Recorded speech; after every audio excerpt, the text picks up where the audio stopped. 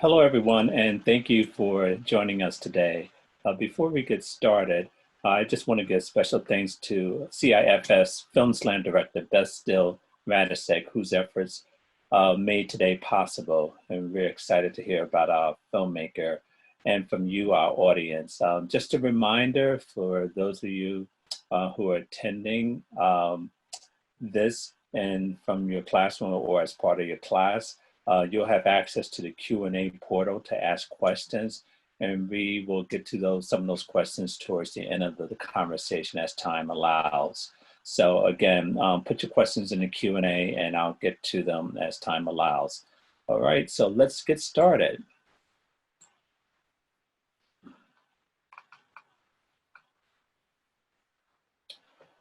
Welcome to the Cleveland International Film Festival Film Slam Stream's post-film conversation for Motion of Stars.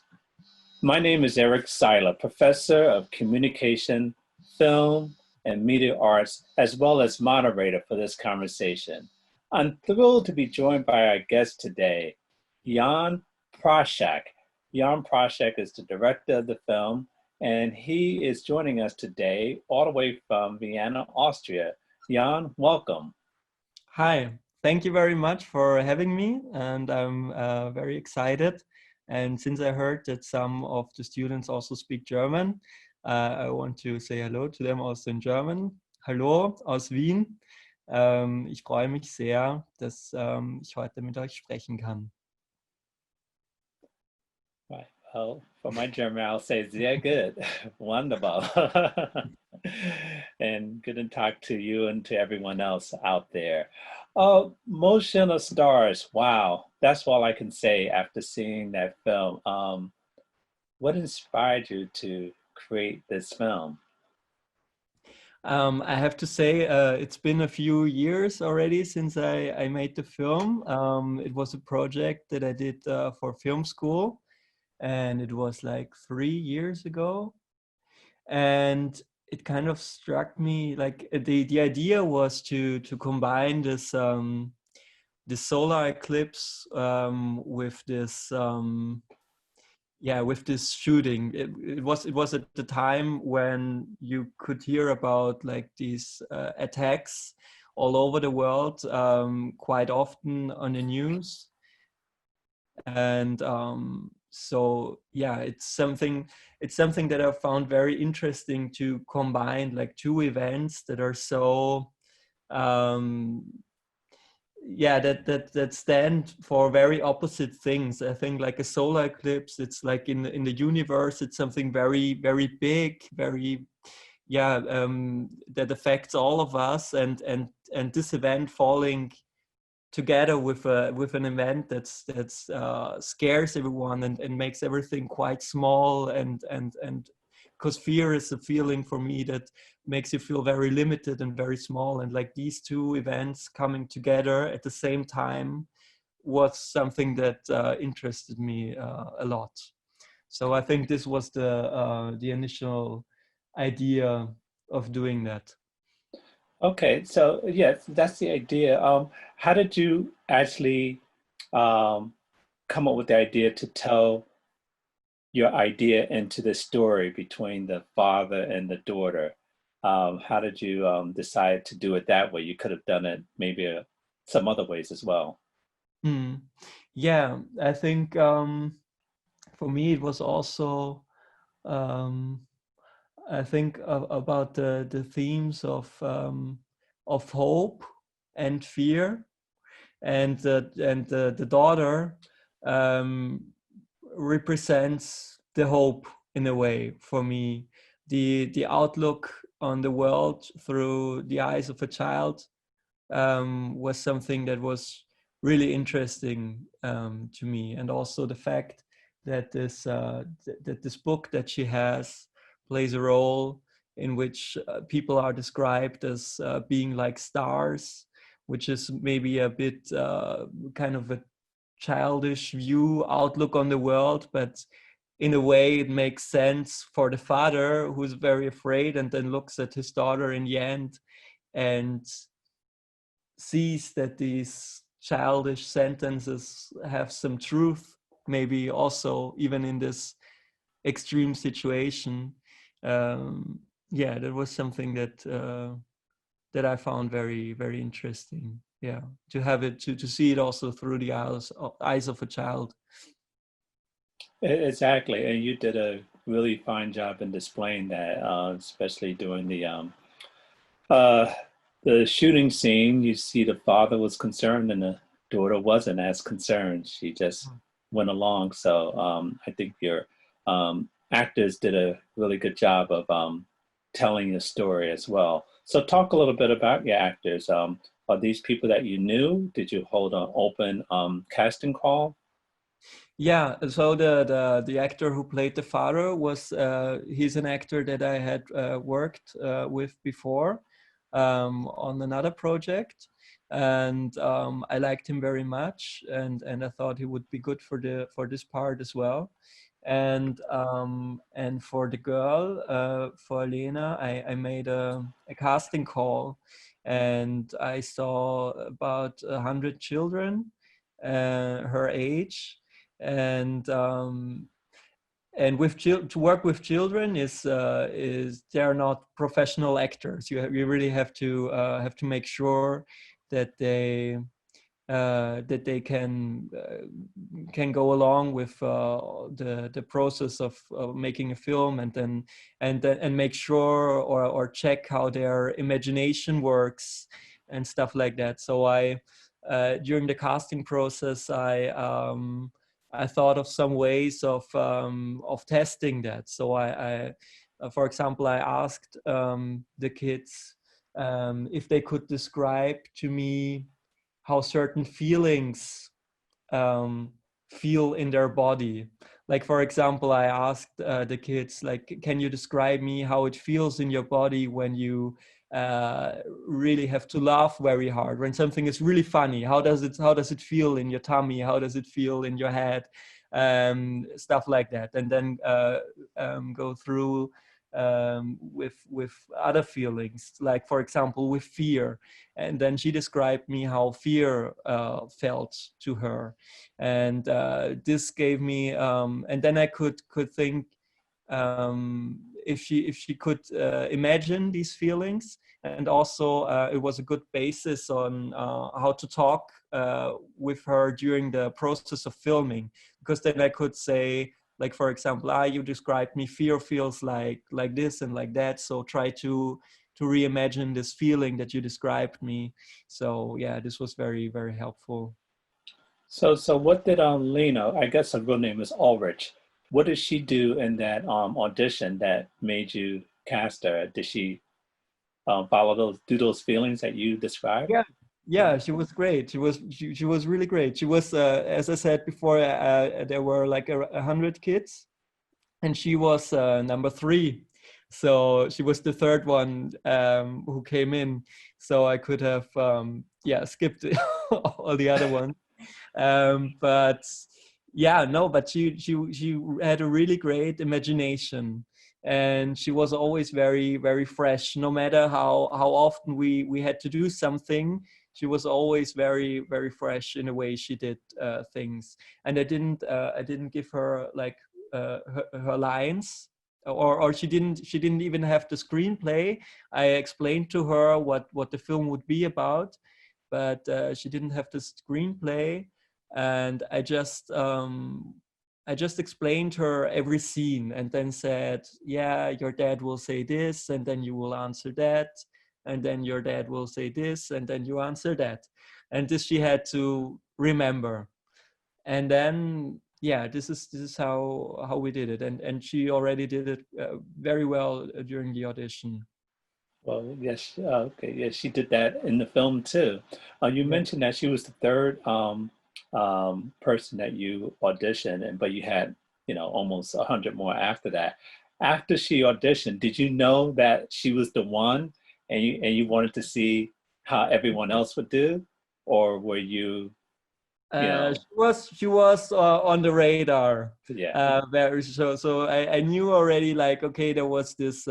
She was doing it very, very well, and still, but there were still some others as well. So there was also a second and a third round where we also tested other things, like for example how maybe I wanted to check if they how it is if many people are around them, if there will be a film team, a film crew with them. So during the audition, I asked some friends, some colleagues from film school, if they could be there, and yeah, and do some sound recording and do some with the lights and stuff like that. So I wanted to see if that would intimidate her, or if she would be okay with that and stuff like that as well. So that's also something that's very important, because yeah, if you're not used to the process of making a film, then maybe it can be a bit intimidating.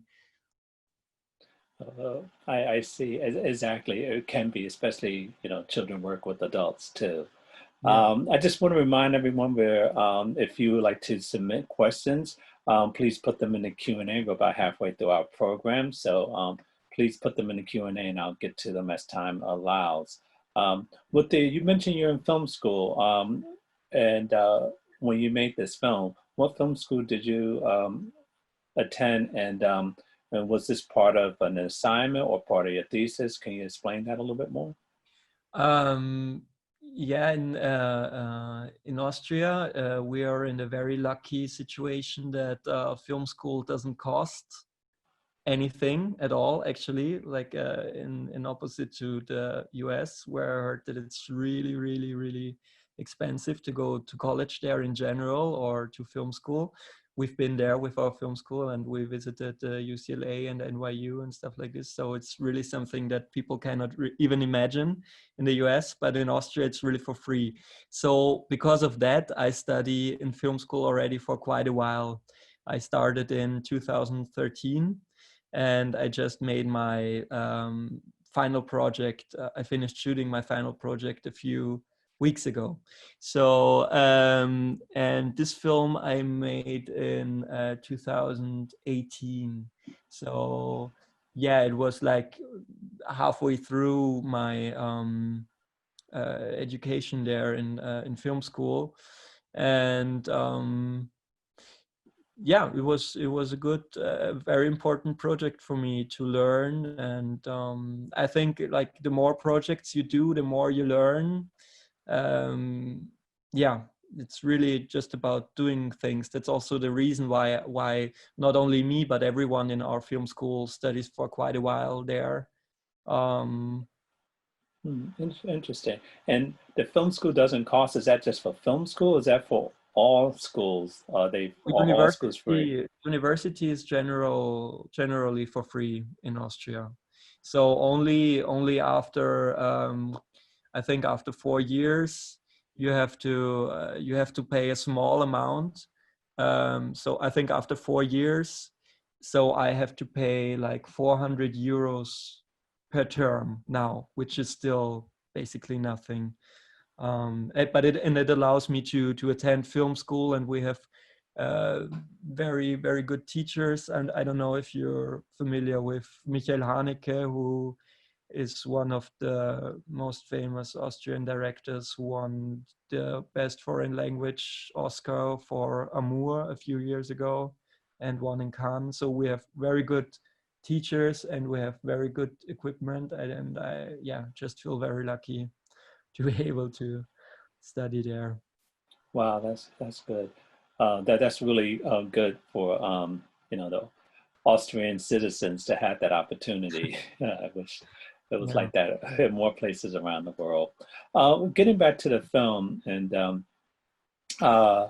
I want to talk a little bit about symbolic references. You had Lena wear the solar glasses at certain points during the film, and those are obviously planned. And also the eclipse was like symbolic as well too. Can you talk about those symbolisms that you put in the film and explain to us what you were trying to get us Mm. to understand? Yeah. Well, first of all, I found it very interesting that to create an atmosphere where the audience has the feeling that some things something's in the air in a way, something's looming, or I don't know how to describe it, but it's not like a coincidence that the subway stops in the middle of the ride, or that the father cannot sleep. It's like in the beginning of the film. So I wanted to create an atmosphere, a feeling that you might have on certain days, or that on some days. I think everybody knows this feeling when something's in the air, some things happen that don't feel like a coincidence. And to have it on a day where there's this solar eclipse, was something that was very interesting for me, to have like all these events coming together on that very day, as if there was a constellation in the universe that influences what happens on Earth. If you, I don't know, I don't know if you want to believe in this or not, but it's as if it had to do something, you know, as if these things were connected with each other. So that was something that I wanted to create. And also like, yeah, she puts on her glasses several times, um as opposed to it's a very, very small detail, but for me it was important, as opposed to him wearing his other glasses. The father wears glasses, and at one point he takes off his glasses and puts on her glasses. So also like this, yeah, the way how an adult looks in the world and how a child looks through the world, in a very playful way, because she always has the glasses on, just like when they are in a subway or when they walk through the city. So yeah, as if she would see through these glasses something that nobody else can see. Maybe something that the father sees when he puts on the glasses in the end and sees his daughter sitting there with this corona, which is a funny word now, in our time. Right, right. Yeah, Talk about that a little more, that ending scene with yeah. her, you know, It, part of the eclipse. What were you yeah. trying to get at with that? Well, it's a bit. I always try not to be too specific, because I love it when the audience thinks about it themselves. But for me, it has something to do with what's written in her book. In her book, it says, "Stars are like humanity." So in the subway, she looks through her glasses to all these people there, with the woman with the baby and the guy with the headphones and everybody. So stars are like humanity. And then in the end, her father puts on the glasses and he sees his daughter like a star. As I mentioned before, as if the childish words, or the childlike outlook on the world was true in a way, or this is something that I wanted, or this is something that I found interesting.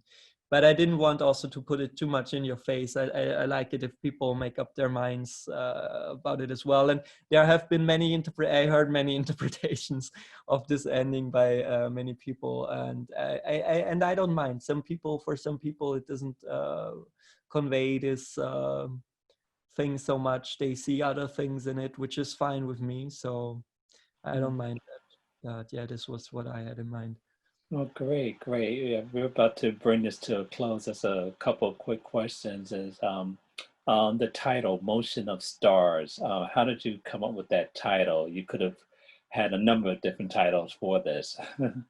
Yeah, for me, it also has to do with what's written in her book. If you see, if it says stars are like humanity, and you see people like stars, or if you see it through her eyes, maybe, and see people like stars, how they move around, how they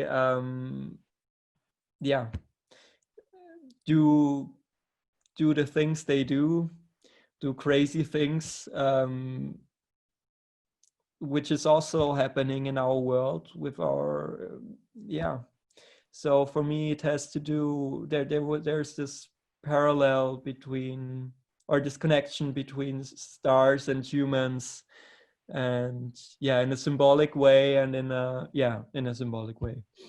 Well, wonderful. You did a great job. I know you mentioned you're working on a project now. Um, can you tell us when that will be ready and what's next for you after that? Yeah, so I'm in the editing process at the moment. So we just finished shooting the project a few weeks ago, and it will be it will be much work to edit it, because it's I'm also very interested in semi documentary style at the moment. Like, as I said, the film that you've just seen, it was 2018. In the meantime, I'm also like very much interested in like documentary and doing half documentaries, half working with actors, which means that we have a lot of material. So the editing process will take a long time.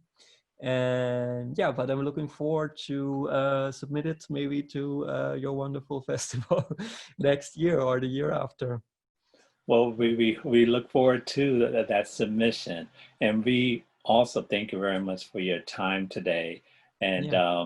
and being a part of our conversation and also sharing a lot of interesting information about the film.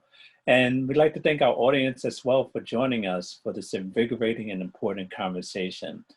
For more information about the upcoming 45th Cleveland International Film Festival, please follow CIFF on social media and visit clevelandfilm.org. And to our special guest, Jan Prazak, Dankeschön. And I don't know if you want to say goodbye and Dirch to our audience as well. Yeah, thank you very much, everybody. I hope you enjoyed the film. Vielen lieben Dank, in German. Vielen lieben Dank. Und ja, bis bald, hoffentlich. Baba, as we say Okay. in Vienna. Okay. I'm Felix Zen. I'm Eric Siler.